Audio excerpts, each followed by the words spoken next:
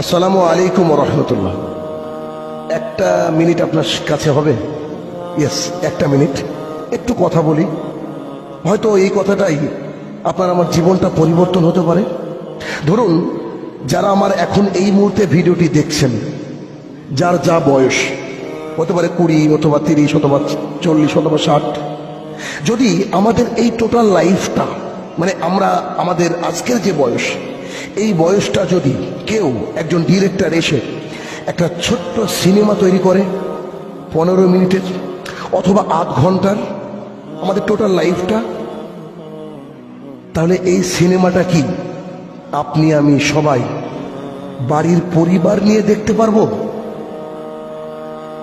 অনেক বড় কথা বলে ফেললাম বোধহয়। আবার একবার বলি যে আমরা আমাদের টোটাল লাইফে কি করেছি,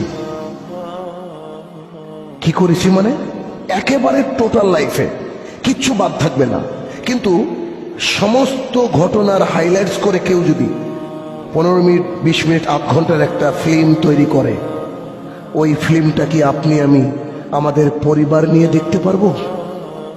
জীবনে কত কুকীর্তিতে জড়িয়েছিলাম, জীবনে কত নোংরামির সাথে জড়িয়েছিলাম, কত অশ্লীলতা বেহাপনার সঙ্গে জড়িয়েছিলাম।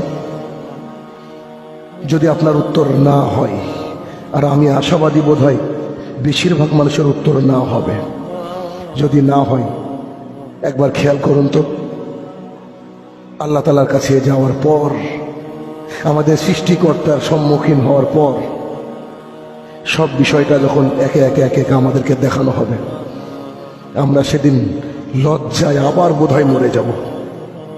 আসুন না পেছনের জীবন থেকে তওবা করি খালেস অন্তরে। আল্লাহ তাআলা সবাইকে বুঝদান করুক সঠিক। আমিন। আসসালামু আলাইকুম ওয়া রাহমাতুল্লাহি ওয়া বারাকাতুহু।